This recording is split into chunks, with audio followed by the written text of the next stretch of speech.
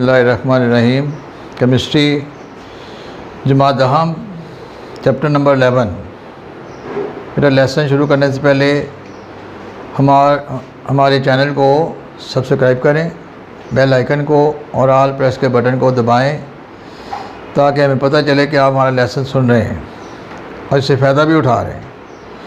तो आज के लेसन में हमने चैप्टर नंबर 11 से diversity and magnitude of organic compounds. Diversity means इनकी वैरायटी जो है, वैरायटी ऑफ ऑर्गेनिक कंपाउंड्स, और मैग्नीट्यूड इनकी अहमियत, इम्पोर्टेंस, ये आज हमने देखनी है। तो इसके लिए आप बुक को खोल लें, पेज नंबर 58। अगर आपकी बुक का पेज आगे पीछे है तो हेडिंग देख लें। इसमें जो प्रॉपर्टी दी गई है ना, इनको आपने तवज्जो से सीखना है। हर प्रॉपर्टी एमसीक्यूज़ में अलहदा भी आती है। कैटिनेशन पहली प्रॉपर्टी है, catenation. Catenation means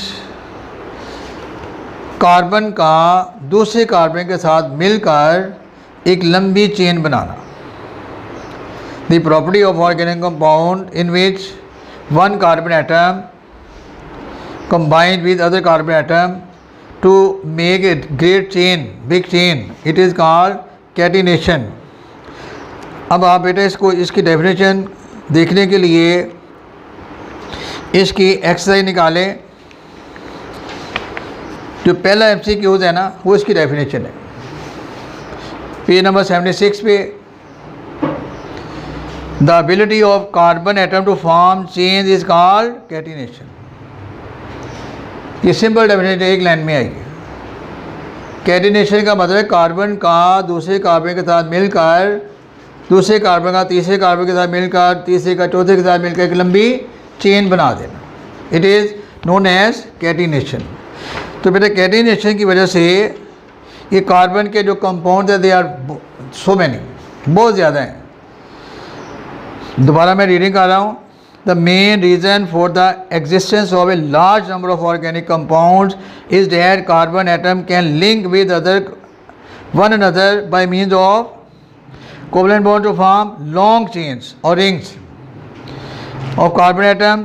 The chains can be straight or branched. The ability of carbon, ये दोबारा डेफिनेशन दे रहा है वो, the ability of carbon atom to link with other carbon atom to form long chains and large ring is called catenation. जो हमने MCQs में पढ़ी है वो भी है, और यहाँ भी आप इसको अंडरलाइन कर लें। अब ये कैटिनेशन कार्बन में है और बाकियों में क्यों नहीं है? कार्बन एक दूसरे के साथ बॉन्ड बना सकते हैं, तो कार्बन फैमिली के जो दूसरे एलिमेंट्स हैं वो क्यों नहीं बना सकते? अब ये बता रहे वो, two basic condition for an element to exhibit catenation are. कौन सा एलिमेंट कैटिनेशन कर सकते हैं, कौन सा नहीं कर सकते? अब कार्बन फैमिली को देखें ना पीरियोडिक टेबल में, तो उसके साथ सिलिकॉन भी है। तो सिलिकॉन में ये चीज़ क्यों नहीं है? ये पेपर में क्वेश्चन आता है, why catenation is present in carbon and not in silicon. उसका जवाब ये दे रही है। पहली वजह ये बता रहे हैं कि एलिमेंट शुड है वैलेंसी 2 और ग्रेटर देन 2, कि वो एलिमेंट जिसकी वैलेंसी 2 होगी या 2 से ज़्यादा होगी वो कैटिनेशन कर सकता है। दूसरी बात, bonds made by an element with its own atom should be stronger then the bond made by the element with other atom, कि वो एटम जो अपने एटम के साथ बनाएगा बॉन्ड, वो उस बॉन्ड से स्ट्रोंगर होना चाहिए जो दूसरे एटम के साथ बना रहे। मसलन कार्बन के साथ जो बॉन्ड बनाएगा वो स्ट्रोंगर है, कार्बन हाइड्रोजन के साथ जो बॉन्ड बनाएगा वो वीकर है। कैटिनेशन बेशक किस पे पाई जाती है? पहली कंडीशन जिसकी वैलेंसी 2 या 2 से ज़्यादा होगी। दूसरी कंडीशन कि अगर वो एलिमेंट अपने एलिमेंट के साथ जो बॉन्ड बनाता है वो स्ट्रोंगर हो उस बॉन्ड से जो दूसरे एलिमेंट के साथ बना रहा हो, उसमें कैटिनेशन का अमल होगा, बाकी में नहीं होगा। अब both silicon and carbon have similar electronic configuration. अब वो बता रहे हैं कि सिलिकॉन में क्यों नहीं है। कहते हैं कार्बन सिलिकॉन एक ही ग्रुप में पाए जाते हैं, लेकिन सिलिकॉन में जो सिलिकॉन बॉन्ड है वो वीकर है, और दूसरा जो बॉन्ड है वो स्ट्रॉन्गर है। ये नीचे उसकी रीज़न बताई है। इसके बाद बेटा दूसरा जो पॉइंट है ये बहुत इंपॉर्टेंट है, आइसोमेरिज्म। आइसोमेरिज्म के लिए आपने बुक 1 में एक टॉपिक पढ़ा था, आइसोटोप। आइसोटोप एलिमेंट का होते हैं, आइसोमेरिज्म ऑर्गेनिक कंपाउंड में होते हैं। What is isomerism? ऐसे ऑर्गेनिक कंपाउंड्स, ऐसे जिनका मॉलिक्यूलर फार्मूला सेम हो, molecular formula but structure formula मुख्तलिफ हो, डिफरेंट हो, उनको हम कहते हैं आइसोमर्स।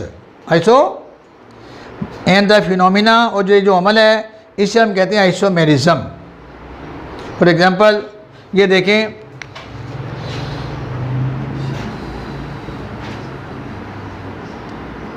इसका नाम है बेटा पेंटेन। 1 2 3 4 5 पेंटेन। अब ये हाइड्रोजन है, ये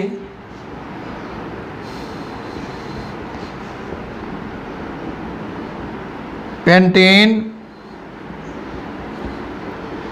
अब इसको थोड़ा सा चेंज करके लिख लें, ये एक ब्रांच इसकी बना लें। अब बेटा इसको गिने, कार्बन कितने हैं? 1 2 3 4 5। 1 2 3 4 5, 1 2 3 4 5 कार्बन है ये, और ये जो बाकी हैं ये हाइड्रोजन है सारे, ये बाकी हाइड्रोजन है। यहाँ पे 1 2 3 4 5 कार्बन है और बाकी ये हाइड्रोजन है। जहाँ ना कोई एटम हो वहाँ हाइड्रोजन होगा ऑर्गेनिक कंपाउंड, इसलिए इनको हाइड्रोकार्बन कहते हैं। आप देखेंगे डायग्राम में ये बाजू का ये जगह खाली छोड़ देते हैं, अगर यहाँ कुछ नहीं है तो हाइड्रोजन होगा। अब इसका नाम मैंने क्या बताया जी? पेंटेन। इसका नाम क्या है? अब इसमें एक ब्रांच भी आ गई है और ब्रांच सेकंड कार्बन पे है, तो इसका नाम होगा टो मिथाइल ब्यूटेन। बेटा जो नाम हमने रखते हैं ना वो सीधी लाइन में जितने कार्बन होंगे उसके मुताबिक रखेंगे। 4 कार्बन है तो ब्यूटेन, एक ब्रांच है, ब्रांच क्या है? मिथाइल। और ब्रांच किस कार्बन के साथ अटैच है? दूसरी कार्बन के साथ, टो मिथाइल ब्यूटेन। अब इसका मॉलिक्यूलर फार्मूला क्या है? C5H12। इसका मॉलिक्यूलर फार्मूला क्या है? C5। ऐसे हाइड्रोकार्बन जिनका मॉलिक्यूलर फार्मूला सेम हो बट स्ट्रक्चर फार्मूला डिफरेंट हो, उनको हम कहते हैं आइसोमर्स उनको। और इस प्रोसेस को, इस खूबी को आइसोमेरिज्म कहते हैं। तो ये जो खूबी है, ये जो प्रॉपर्टी है, ये ऑर्गेनिक कंपाउंड में पाई जाती है, इसलिए ये बाकी कंपाउंड से डिफरेंट है। बाकी कंपाउंड में आइसोमेरिज्म का प्रोसेस नहीं होता। तीसरा पॉइंट वो बता रहे जी, strength of covalent bond of carbon. तो कार्बन के जो बॉन्ड की स्ट्रेंथ है वो बहुत स्ट्रॉन्ग होती है। जैसे कि उसने शुरू में बताया था कि कार्बन इसलिए कैटिनेशन करता है क्योंकि कार्बन कार्बन बॉन्ड बहुत स्ट्रॉन्ग होते हैं। फिर multiple bonding, multiple mean more than one. बेटा कार्बन के अंदर अल्लाह ताला ने ये खूबी पैदा की है कि वो सिंगल बॉन्ड भी बना सकते हैं कार्बन के साथ, दूसरे कार्बन के साथ डबल बॉन्ड भी बना सकते हैं और ट्रिपल भी बना सकते हैं। जैसे हम देखेंगे मीथेन, ये देखें इधर इथेन, इथेन में ये सिंगल बॉन्ड बना रहा है और इथीन में ये डबल बॉन्ड बना रहा है और इथाइन में ये ट्रिपल बॉन्ड बना रहा है। कार्बन की 4 वैलेंसी आपने कंप्लीट करनी है, कैसे पता चलेगा ये डबल है कि ट्रिपल है कि सिंगल है? अगर कार्बन के साथ चारों बॉन्ड बने हैं तो वो फिल होगा। अब यहाँ पे देखें, इस कार्बन के 4 बॉन्ड फिल हो गए, 1 2 3 4। इधर आ जाएं, इस कार्बन के 1 2 और ये 2 ये 4, इस कार्बन के 2 ये 2 ये 4। जब कार्बन अपने 4 बॉन्ड फिल कर लेगा तो इट मीन्स कि उसकी कम्बिनेशन की कैपेसिटी मुकम्मल हो गई। फिर यहाँ पे देखें, कार्बन के और कार्बन के दरमियान 3 बॉन्ड हैं, 3 ये और चौथा ये, 3 ये और चौथा ये। तो कार्बन जो है वो मल्टीपल बॉन्डिंग की प्रॉपर्टी रखता है, इसलिए इसके ऑर्गेनिक कंपाउंड बाकी की निस्बत ज़्यादा है। तो ये था डाइवर्सिटी एंड मैग्नीट्यूड कि ऑर्गेनिक कंपाउंड की तादाद ज़्यादा क्यों है, इनकी अहमियत क्या है। तो पहला पॉइंट आपने देखा कैटिनेशन, दूसरा आइसोमेरिज्म, तीसरा स्ट्रेंथ ऑफ कोवलेंट बॉन्ड्स और चौथा मल्टीपल बॉन्डिंग। अगला जो बेटा टॉपिक है ना वो सिर्फ हमने पढ़ना ही है, general characteristics of organic compounds. Book के ऊपर आप इसको ब्रैकेट में लिख भी लें, difference between organic and inorganic compound, यही पॉइंट है वो, difference between organic and. Book सामने रखे बेटा।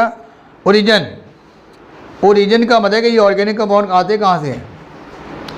इनकी जो ओरिजिन है वो नेचुरली अकरिंग है, they are found in nature. Naturally occurring organic compounds are obtained from plants and animals. जो ऑर्गेनिक कंपाउंड्स है वो प्लांट और एनिमल से हासिल किए जाते हैं, और जो इनऑर्गेनिक है वो मिनरल से हासिल किए जाते हैं। दूसरा पॉइंट कंपोजिशन, सिंपल कंपोजिशन की। ऑर्गेनिक कंपाउंड में सिर्फ कार्बन और हाइड्रोजन है, और बाद कार्बन हाइड्रोजन के अलावा ऑक्सीजन, नाइट्रोजन, सल्फर भी होती है।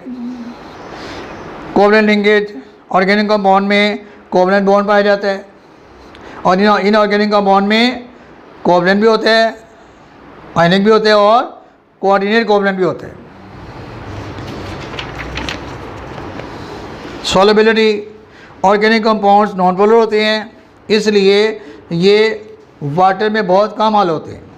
ये नॉन पोलर जो है ऑर्गेनिक सॉल्वेंट में हल होंगे। Electrical conductivity, organic compounds non conductor होते हैं, इनमें से बिजली नहीं गुजरती, जबकि इनऑर्गेनिक में गुजर जाती है। मेल्टिंग एंड बॉइलिंग पॉइंट है, ऑर्गेनिक कंपाउंड के मेल्टिंग और बॉइलिंग पॉइंट कम होते हैं, इनऑर्गेनिक के ज़्यादा होते हैं।